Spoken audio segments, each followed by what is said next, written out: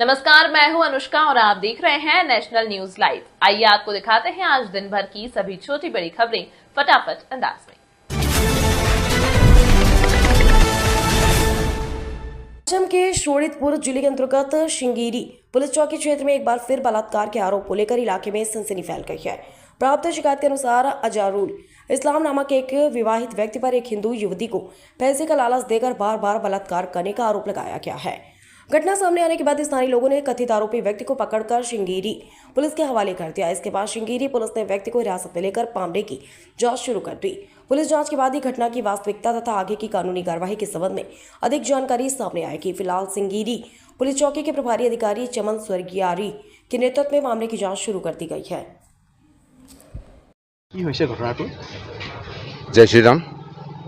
যোৱাকালি ৰাতি প্ৰায় অনুমানিক 10টামান বজাত এখন অটো এজন ছোৱালী মানুহ উঠোৱা আমাৰ ল'ৰাবিলাকে তাত দেখিলে। গাঁৱৰ স্থানীয় মানুহে দেখাৰ পিছত আমাৰ তাতে যুৱ সমাজৰ সুৰক্ষাৰ কাৰণে ৰাষ্ট্ৰীয় বজৰং দলৰ যি শাখা কমিটি আছে সেই কমিটিৰ ল'ৰাবিলাকো তাত গৈ উপস্থিত হৈ দেখিছে এজন হিন্দু সম্প্ৰদায়ৰ যুৱতী এজন মুছলমান সম্প্ৰদায়ৰ ল'ৰা 2-3জনে অটোত বেয়া কাম কৰি থকা অৱস্থাত পায়। সিহঁতক ৰাইজে মিলি সিহঁতক ধৰি শিঙৰি আৰক্ষী চকীক গতাই দিয়ে।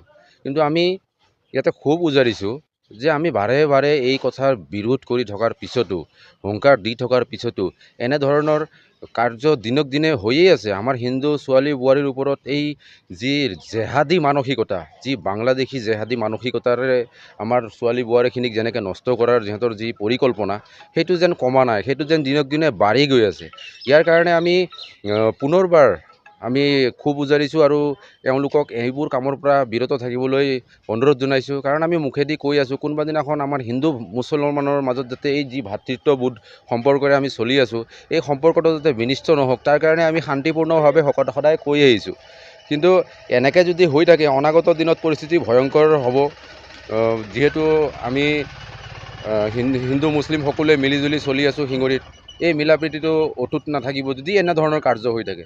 তো সেইকাৰণে আমি সকলো ধৰ্ম, সকলো বৰ্ণ বিশেষে সকলোকে জনাব বিচাৰিছোঁ যে আমাৰ হিন্দু ছোৱালী আৰু বোৱাৰীৰ ওপৰত আপোনালোকৰ যি মানসিকতা, যি মানে চিন্তাধাৰা, এইবোৰ সলনি কৰক। অন্যথা আমাৰ ইয়াত যি ভাতৃত্ববোধেৰে আমি চলি আছোঁ, এই সম্পৰ্কটো নষ্ট হোৱাৰ লগতে আপোনালোকৰো বা আমাৰ ওপৰত বা এজন মুছলমান মানুহৰ ভুলৰ কাৰণে গোটেই মুছলমান জাতিটোৱে ইয়াৰ হাৰাশাস্তি হ'ব বা তেনেকুৱা ধৰণৰ সংঘাত হ'ব। এইকাৰণে আমি তেওঁলোকক সকীয়াই দিব বিচাৰিছোঁ যাতে এনেকুৱা আৰু যাতে নেক্সট টাইম নহওক। আমি এতিয়ালৈকে আমি 3-4টা এনেকুৱা ধৰণৰ কেছ পাইছোঁ, যিহেতু এই ৰিচেণ্টলি হৈ গৈ আছে। সৰু সুৰাকৈ হ'লেও মানে ধৰক 2 দিন পিছে সঘনাই হ'বলৈ ধৰিছে আৰু এনেকুৱাটো ভিতৰুৱাভাৱে বহুত চলিয়ে আছে।